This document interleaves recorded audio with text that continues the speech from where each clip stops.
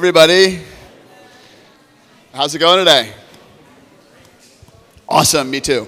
My name is Zach Bell. I'm the CEO and co-founder of MyPlace. I also started a company called Return that gathers thought leaders for the last 12 years to talk about this weird world that we're all building that is everywhere and nowhere. I was an advisor to Burning Man for a few years, and I was the chief community officer of Habitas, a global community-based hospitality group. And I've spent about the last 20 years of my life researching community and identity and how we kind of reshape and create those things in this world that we're all building. And today, which is absolutely perfect for the talk that just happened, I'm going to talk about building community through social networks and talk about a network that we just built and some things that I've seen, how social networks, both in real life and digitally, can create real community. So I'm going to do that. I'm going to talk about a couple projects, a few books, and then I'll share an example of a project we just created and ask a few questions. Does that sound good? Okay, cool. So it is no surprise that there's a loneliness epidemic in the world right now. And one of the reasons that is, in my opinion, is that no longer is where people go to find community. But for thousands of years, the church down the street, the place in your town, the synagogue around the corner, or the people on your block were your community. Is that still people's community? Is that where people find their friends? No one raised their hand. Always happens. It's not happening anymore. So what's happened is in the last 30, 40 years, we've drastically changed how we define community. And with that, we've lost all the benefits of things like religion and local churches and local community, and we have ended up with a bunch of loneliness. So in order to cure loneliness, I want to talk about magic. And magic is the power of apparently influencing events by using mysterious or supernatural forces. Who wants to do magic? More hands than that. Okay, great. I've been trying to do magic my whole life. So magic is something that happens when you can't really explain how it happens, and there's something that wasn't there is all of a sudden there. So in order to explain how to create magic, I'm going to talk about economics. Way less interesting. But economics is applied reality, right? It's like how we get everything, how we get what we want, and how we get things done. So in order to talk about applied magic, I'm going to talk about economics. And so this is an interesting book.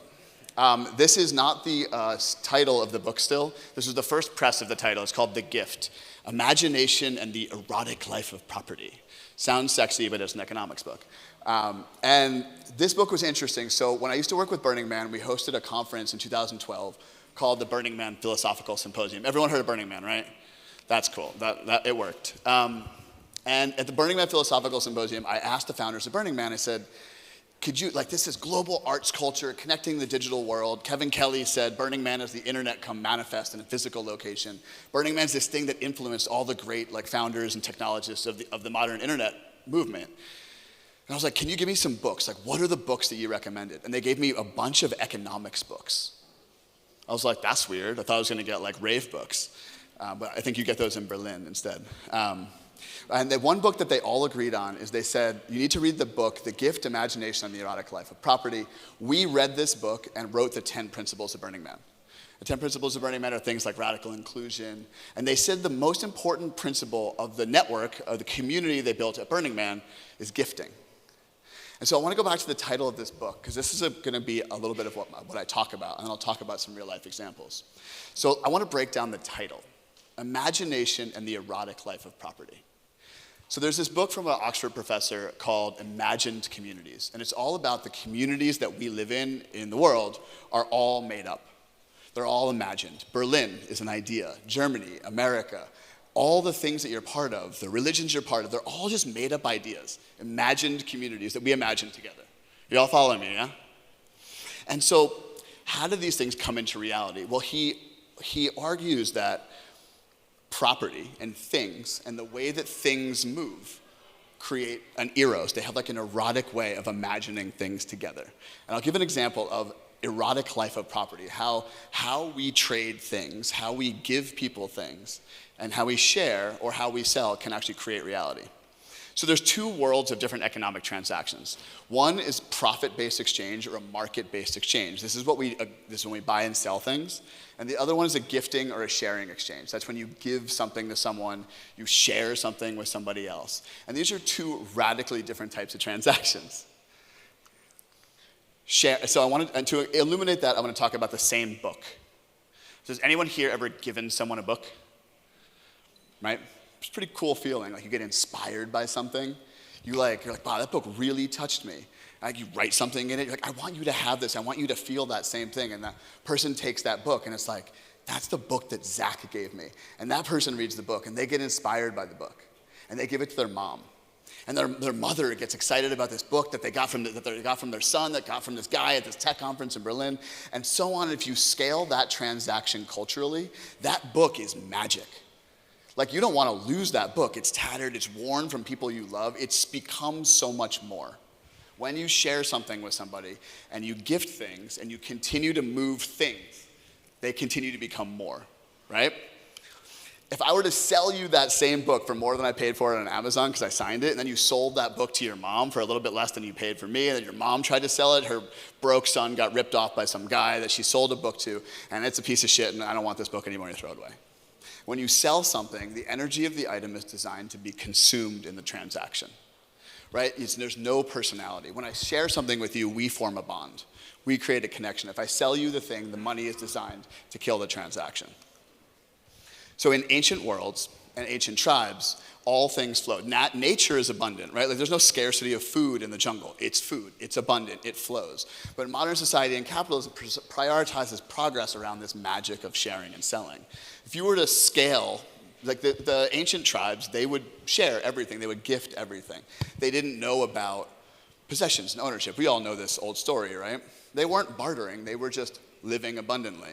And when you have that, they actually have these tribes, and still in modern tribes that have been able to stay together, like in modern world, even certain religious communities, it's illegal to sell stuff to other people in your tribe. You're only allowed to charge like interest to people outside of your tribe. It's illegal, it's immoral, and it's against the religion. Why? Because it kills the community. It kills the vibe. Like you're not gonna lend money at a 10% interest rate to your mom. I mean, some of you might, but like, I did once, but it's okay. I'm kidding, Mom. And so in modern society, we don't have that, right? We don't know, like as the world expanded past tribes, it's impossible to understand who our tribe is anymore. We have no idea. And so we sell everything to everyone. And so we have no community. It's hard to, because our community isn't that local church anymore, we can't see them, we don't know where they are, and we just sell everything to everyone, we have no community. Sharing is so powerful, it's the first thing we teach children when they go to school. First thing, when a kid goes to socialize with other kids, we say, share with your friends. And it's literally the first thing we stop doing when we're adults. It's kind of a bummer, but it's the most powerful thing in the world. It's the first thing we teach our kids, and we should start doing it as adults. So a lot of my friends, I want to talk about some of the magic and how this happens. So a lot of my friends are like, how do you live this lifestyle? Like, how do you like go to Berlin and do these talks and travel around? Like, how does this work? And well, I tell them very quickly, like, how do you afford it? And I say very quickly, I can't. I quite literally can't afford my lifestyle. If I had to pay for every single thing that I've done in my life, I'd be broke like 20 years ago. But I share with my friends, and my friends share back with me.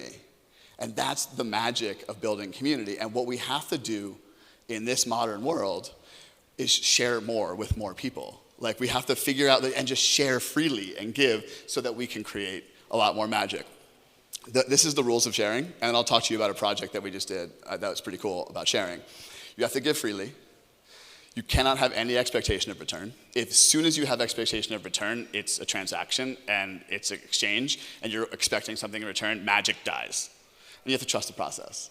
There's the rules. It's pretty simple. So we're here at a tech conference. Why does this all matter for a tech conference, right? We're all people in this room creating the future, right? We're creating the internet. We're creating these things that connect us. We're creating Web3. We're creating new networks, new worlds. We're creating social networks and everything. And we're sitting on top of a tool that was created by a bunch of 1960s counterculture revolutionaries who were set out to democratize information and democratize access to the world and create access to all things. And you know, remember this? Remember the logo? There's a lot of people who aren't old enough to remember this. You guys remember thefacebook.com? So a bunch of my friends worked at Facebook at the early days, and we vilify Facebook nowadays, right? It's like, fucking Meta, they took over the world, they want your data. But in 2012, it was the most inspiring mission of any company I've ever heard, to connect the world. Pretty cool, right? Like that was what we did, and I lived in San Francisco in 2012, like we did. Like it worked, we connected, there's 3.5 billion people on the Meta network, it's the most connected the world has ever been, by far. It's awesome. And now we have to but there's a fallout, right? We made close people far, and we made far people close. We killed the local church. But we made a bigger world, and now we have to figure out how to connect that world back together. And my theory is the way to do that is to share, and to use the internet to share more with friends. The biggest movement that I remember in 2012 also was the sharing economy, right? Share everything, own nothing, like have access to the world's information, all the things. And we got a taxi app and expensive, shittier than hotels experience.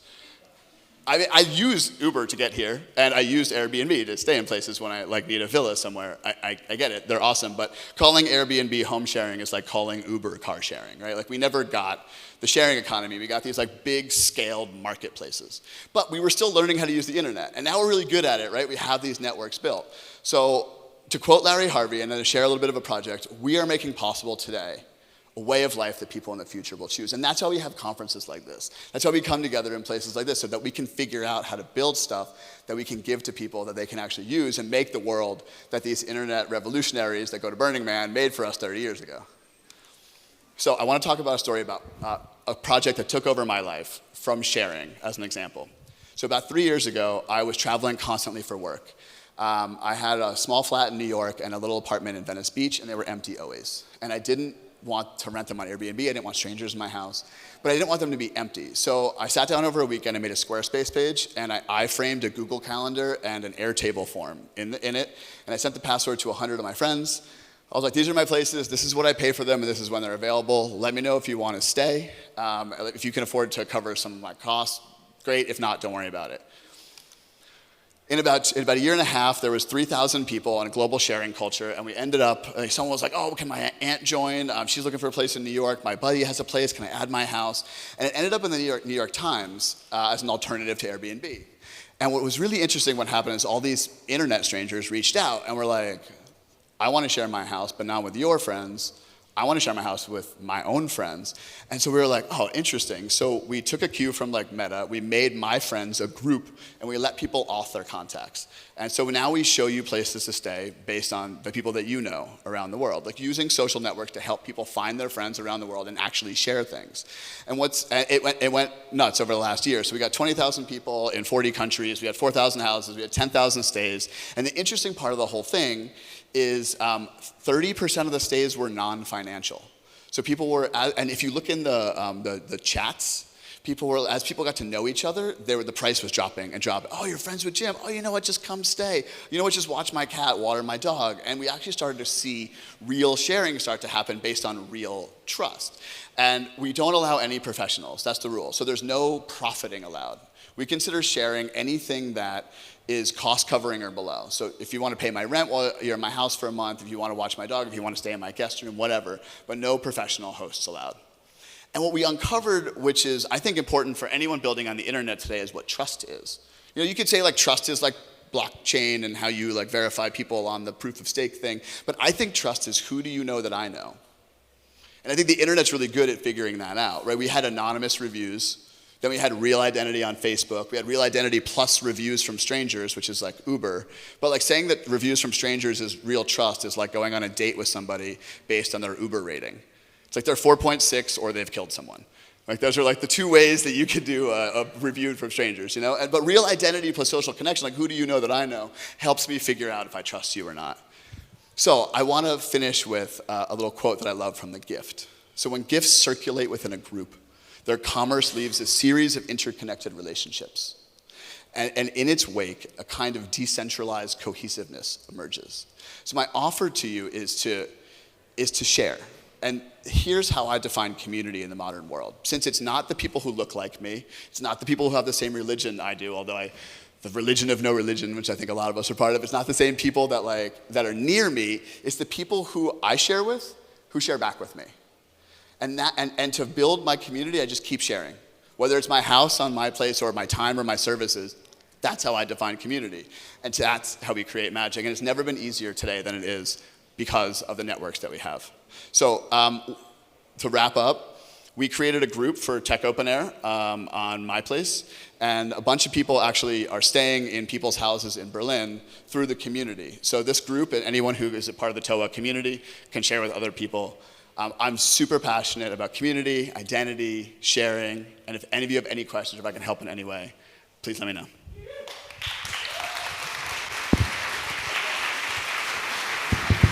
We have no questions on Slido, but anyone wants to ask Jack a question from the audience? Because we have no questions on Slido.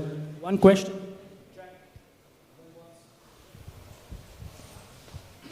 Have you encountered on your platform one of the major problems that fraud is? So like offering a place that doesn't exist or something like that? No, you can only find people that you know or through people that you know, so it would be almost impossible to fraud. You'd have to make up a fake identity with a fake contact list that has your contacts. So what we're seeing a lot of is people are just like, we don't really use the mutuals tool that well on the other networks, but if someone asks to stay in your house and you have a mutual friend, people just reach out. Hey, who's Jim?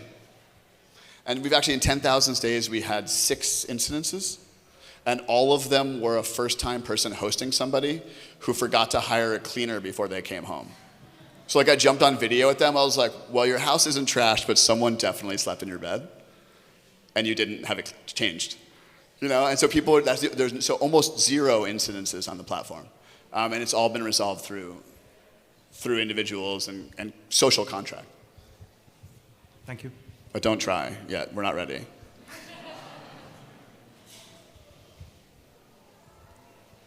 Cool. We have time for one last question.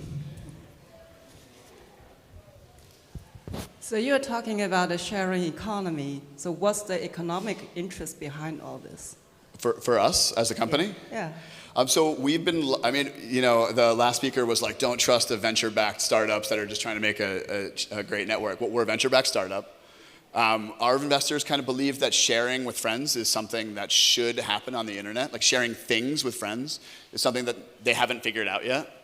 We're entirely free right now. We're planning on our most demanded features are payments and insurance. People, even though they are just exchanging rent, like just covering rent, they still want to do the transaction on platform. But we won't do a transaction fee. We're just doing a payment processing fee. And then people really want insurance, even if their friends are staying for free. We're calling it friendship protection. And then we have a huge graph. So with our beta users, we have 10 million contacts that got synced to the graph. So most people are finding places to stay through friends of friends, and we'll likely charge a small monthly fee if you want to offer your place outside of your core network, or if you want to discover a place for your core network. But we do not ever want to do like a mandatory transaction fee. A lot of people go off our network and close the transaction totally fine with us, and we're unlikely going to sell ads. That would not be something that I'm here for.